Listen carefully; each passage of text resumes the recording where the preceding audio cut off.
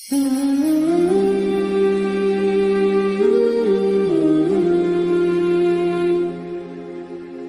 کیا آتا ہے کہ جو شخص مطلب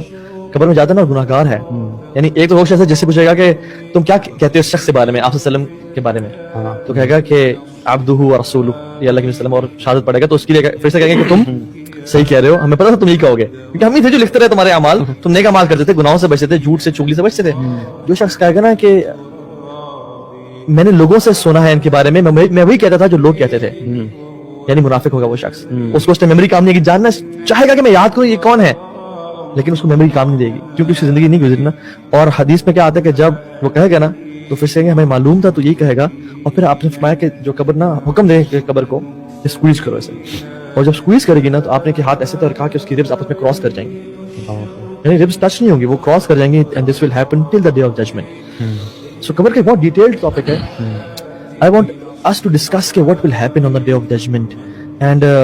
what's the day of judgment, what will happen, کیونکہ جتنا زیادہ ہمارا آخرت پہ یقین, ایمان, تذکرہ ہوگا نا اتنا ہی ہمارے اعمال اچھے ہوں گے. ایکچولی آپ دیکھیں نا کہ ہم قبر کے بارے میں ڈسکس کر رہے ہیں, ہیئر آفٹر کے بارے میں ڈسکس کر رہے ہیں. امیجن کریں ایک بندہ جاتا ہے, قبر میں جاتا ہے, اس کی فوتگی ہو جاتی ہے اور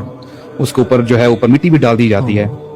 اور فرشتے بھی اس کو نظر آتے ہیں, اور اس کا حساب کتاب بھی شروع ہوتا ہے. بائی اینی چانس امیجن کر لیں فار انسٹنس اللہ تعالیٰ اس کو دوبارہ اس دنیا میں بھیجتے ہیں, چل تیرے پاس ایک دن ہے, اب میں دیکھوں تو کیسے جو ہے زندگی گزارتا ہے. After seeing all of this reality, تو میں یہ سوال اپنے آپ سے بھی کرتا ہوں, کیا Waqas would you lead your life the way you leading now, کہ تو ایک ایک منٹ یوٹیلائز کرے گا, ہو سکتا ہے وہ 24 آورس تو سجدے سے اٹھے گئے. صحیح بات, واللہ اٹھے گا ہی نہیں. یعنی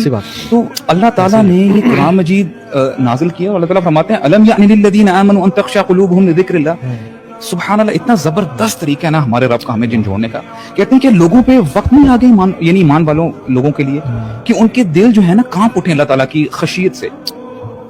کانپ اٹھے. اور بار بار جو ہے سورہ حدید میں اللہ تعالیٰ فرماتے ہیں اعلموا, جان لو, جان رکھو, آنکھیں یعنی اپنے کانوں کو کھولو اور اپنے دماغ کو یوز کرو. اعلموا انما الحیات الدنیا لعب ولہو وزینۃ وتفاخر بینکم وتکاثر فی الاموال والاولاد. یعنی دیکھیں نا تم لوگ ایک دوسرے سے ریس لگاتے ہو, جی کتنا مال ہے, کون سی گاڑی ہے تمہارے پاس, موبائل فون کون سا ہے, تمہارے کتنے بچے ہیں, 2 ہیں میرے پاس. یعنی ہم ریس کرتے ہیں دوسرے کے ساتھ. كمثل غيث اعجب الكفار نباته ثم يهيج فتراه مصفرا ثم يكون حطاما. ایک کسان کی مثال دی گئی ہے کہ جیسے کسان کو, اب دیکھیے کسان سے پوچھے گا, یہ وہ اپریشیٹ کرے گا کہ جب اس کی وہ جو کھیت اس کا ہوتا ہے لہراری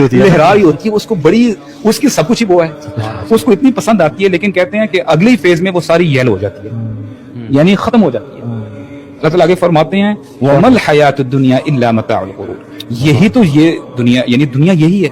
کچھ لمحے کے لیے, اس کے بعد جو ہے آپ یعنی یو آر گون. یار یہی وہ ریالٹی ہے جس کو صحابہ کرام نے نا ایکچولی ویژولائز کر لیا تھا. آپ نے کہا نا کہ اگر میں واپس آؤں تو میرا کیا دوبارہ رویہ وہ ہوگا یا نہیں ہوگا, کیونکہ ڈفرینس یہ ہے کہ ہم لوگوں نے اس لیول تک نا اس کو امیجن نہیں کر پائے, کنوکشن نہیں جا رہا, ہاں وہ اندر ہارٹ میں ہمارے تک پہنچ نہیں رہی ہے چیز, اسی لیے ہمارا عمل بھی جو ہے وہ بدل نہیں رہا. صحابہ کرام کیوں ساری رات ایک آیت کی تلاوت کر رہے ہیں اور رو رہے ہیں, اور عمل ان کا آپ دیکھیں کیسا ہے, بلکہ زندگی پوری کی پوری دیکھیں, staying away from the materials of this world, اور کیسی سادگی کی زندگی ہوگی.